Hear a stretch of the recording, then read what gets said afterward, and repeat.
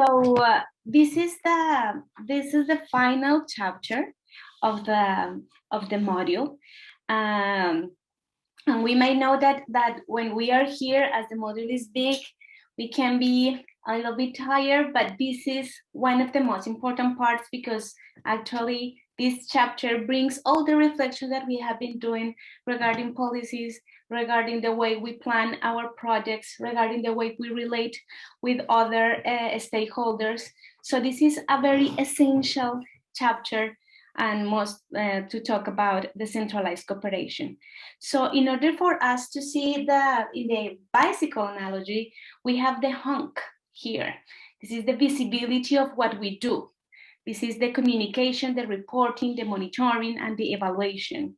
And we want that to have accountable and transparent, and for sure an impactful decentralized cooperation. So this is the analogy that we manage here in this part of the module. So I have like 3 things that I was thinking about when I was reflecting on this chapter.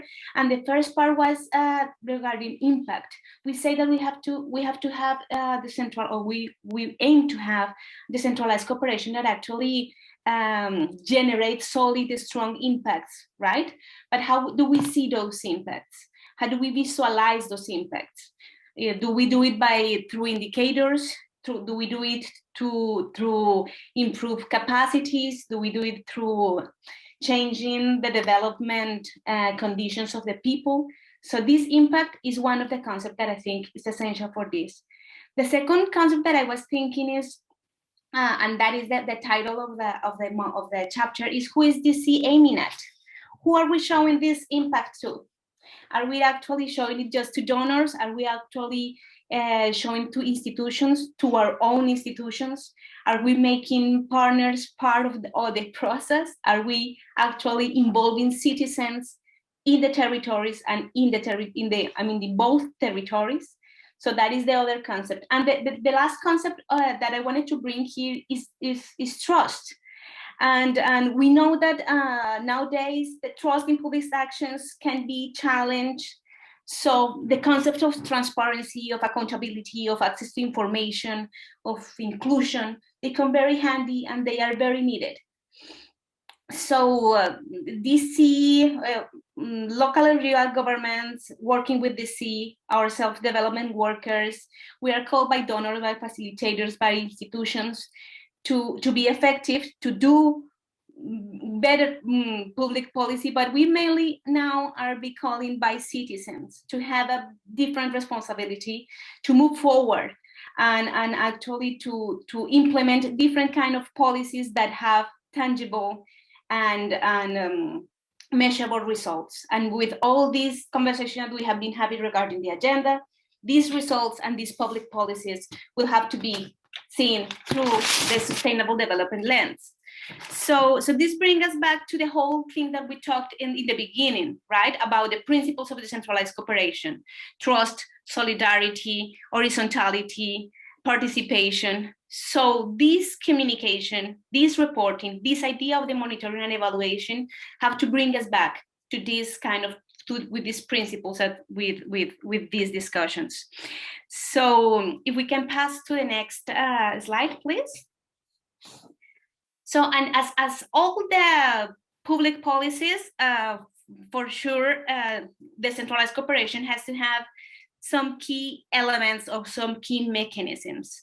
We have monitoring and evaluation, which should be based on verifiable indicators and constructed with public information sources. And we can also have communication and reporting, thinking about the right for access to information, the right for participation, and also the right for inclusion. So this is why we present this framework. It is not just about reporting, it is not just about evaluation, it's about communicating, reporting, monitoring, and evaluation. That is what we want to bring. It could be complex a little bit, it could be challenging, for example, in the cases that local governments are not well funded, but we truly recommend that if the local governments are going to be applying this framework, to do it in the simplest way and to do it actually in the easiest way. So we need to have, we need to have an idea of what is the value of this process, this communication, reporting, monitoring, and evaluation process, and why is good, not just for the communities, but as we were saying, to attaching and to demonstrating the contributions that we are doing towards the SDGs. So why is this system good? Because it gives us various information, it values our impacts, it gets conclusion, actually increases our knowledge or the population knowledge and capacity. It promotes collective learning, and it also will increase legitimacy, credibility, and ownership. So as usual, as we saw yesterday with the planning of a DC project, you always see that you have monitoring and evaluation from the beginning when you start planning stuff, then you have monitoring during the implementation, and usually you have communication and reporting at the end. But what we propose is for these spaces to be a continuous process, mostly from communicating and reporting, which are not usually the ones that are being involved in the whole cycle. So just to be very brief on the concept, communication means, or it entails, that all the stakeholders are aware of what is happening through the process. Through effective and transparent communication, we're gonna avoid having misunderstanding, we're gonna earn ownership, we're gonna get legitimacy. Reporting is the process of providing project information on the status of the project. It's important, and we're gonna see with the other lectures that are going to be after mine, that it is important to see who is the one that is reporting, what it should be reporting, and to whom we are reporting. So this reporting is also very important to include the other stakeholders. So we avoid to be biased just to report or just to inform the agencies or the donors. Monitoring is an ongoing activity. It relates to collecting and documenting progress on implementation, to check deviation of scopes, schedules, budgets. And finally, evaluation, which takes things from the ongoing process of monitoring, and evaluation is the periodically assessment to determine if the results of the project are achieved and if the project actually had some impact. Can we move to the next slide, please? So for this, and as a final part, I'm just gonna go for the importance of communication as the first part of this framework. I think like now communication is becoming more and more important. Apparently, citizens' valoration of public performance is kind of linked to the way institutions communicate. So there are people that says that you can govern well. To govern well, you have to do well, but you also have to communicate what you do in a good way. So I know, and because of the work that we did, that regarding DC and some of the experiences of the interviews that we did, it was that some of the big challenges for the local governments and local government associations regarding decentralized cooperation, one was for them to explain to the publics what were the benefits of the international policy that they were having, the international action, and for sure to explain to the publics what was good about, or why were they working in decentralized cooperation. So because of this, or even with this, communication is not really something that you see as a core part of the strategy of decentralized cooperation. Usually come as external at the end of the process and tend really to be improvised.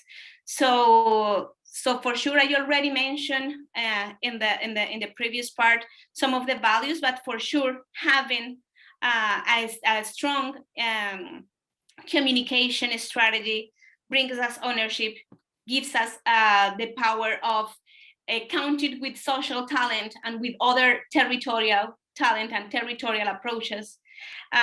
Also can give us a good contribution to actually mobilize knowledge, mobilize what we do.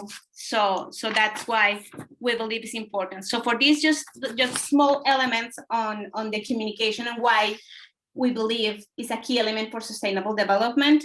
First, if you want the communications to be strategic, it should be transversal and it should be strategic.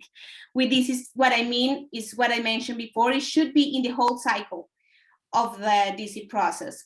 It should be planned, it should be allocated with resources, it should be allocated with human resources, financial resources. It also be institutionalized. It shouldn't be something that is outside and that is sudden. It should be transparent. It should come with the think of access of information, of participation. It should be inclusive. Not all people and all targets get the message in the same way. So we should be thinking about open it up. It should be flexible for sure. It should be proactive so we can act to changes. It should be understood at own. And with this, I mean also the challenges that if the local government cannot explain the decentralized cooperation strategy to their own people, it would be very difficult for them to explain it outside, to explain it to either to the donors, but mostly to the citizens. And finally, it should be updated and it should be responsive. If we open channels of communication, we should be able to respond to what we get.